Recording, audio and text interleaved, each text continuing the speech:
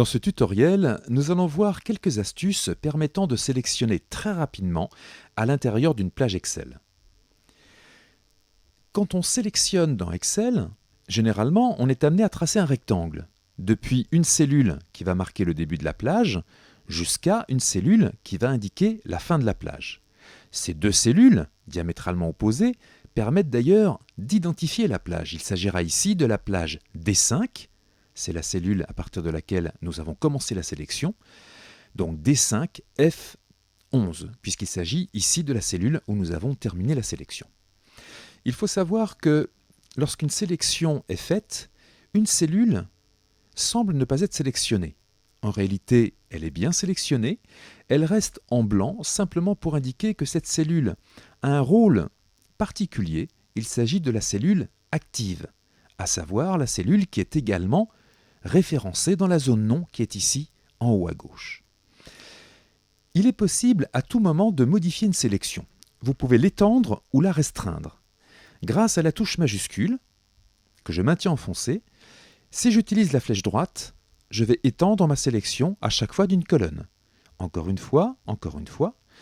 Avec la flèche gauche, au contraire, je vais restreindre ma sélection. Je vais donc diminuer sa taille. Avec la touche flèche vers le haut, je vais également la restreindre d'une ligne à chaque fois, tandis qu'avec majuscule flèche vers le bas, je vais l'étendre d'une ligne à chaque fois. En réalité, il n'est pas possible de modifier le début de la sélection. En revanche, comme vous le voyez, il est très facile de modifier la fin de la sélection. Toujours avec la touche majuscule. Vous pouvez également cliquer dans la feuille. Lorsque je clique dans cette cellule, eh bien, on voit que la fin de la sélection est modifiée, de manière à correspondre à la cellule dans laquelle j'ai cliqué. Par ce biais, vous pouvez donc étendre ou restreindre également la sélection. Une autre astuce maintenant. Si j'ai une sélection et que je souhaite rapidement sélectionner les colonnes relatives à cette sélection, il s'agirait donc ici des colonnes D et E. Je vais utiliser le raccourci CTRL espace, qui sélectionne effectivement les deux colonnes qui étaient concernées par ma sélection. Si je souhaite maintenant faire la même chose, mais cette fois-ci en sélectionnant les lignes qui sont actuellement prises en compte dans ma sélection, je ferai cette fois-ci majuscule espace. Et de cette manière, je peux également étendre la sélection à des lignes complètes. Enfin, si mon but est de sélectionner l'intégralité de la plage, il me suffit de placer le curseur à l'intérieur de la plage et de faire CTRL étoile. On remarquera que dans ce cas-là, la cellule qui reste blanche ici, donc la cellule active, se repositionne automatiquement au début de la plage. Vous pouvez obtenir un résultat similaire avec le raccourci CTRL-A.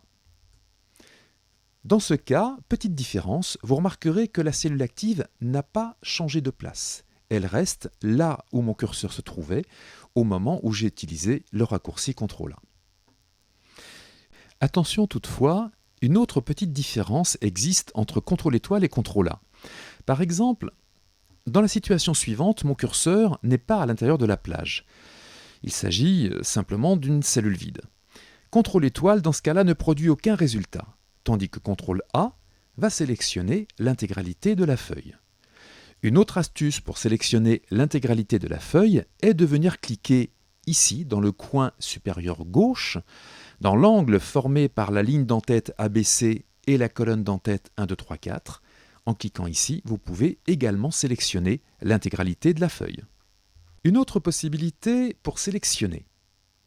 Admettons que je souhaite étendre la sélection sur tous les montants ici de la colonne matériel. J'ai donc entamé ma sélection à partir de F2 et je souhaite l'étendre rapidement jusqu'à la fin de la base. Je vais utiliser dans ce cas-là le raccourci CTRL majuscule, flèche vers le bas. CTRL majuscule flèche va étendre la sélection actuelle dans la direction de la flèche. Elle va l'étendre jusqu'à buter sur une cellule vide. Voilà.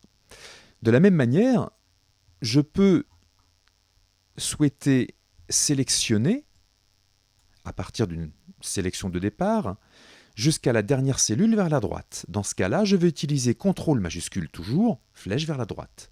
Vous aurez compris que, En modifiant la touche fléchée, vous pouvez donc étendre une sélection avec CTRL majuscule dans le sens de la flèche jusqu'à la dernière ligne ou la dernière colonne vide. Voilà une autre astuce intéressante pour sélectionner très rapidement dans Excel.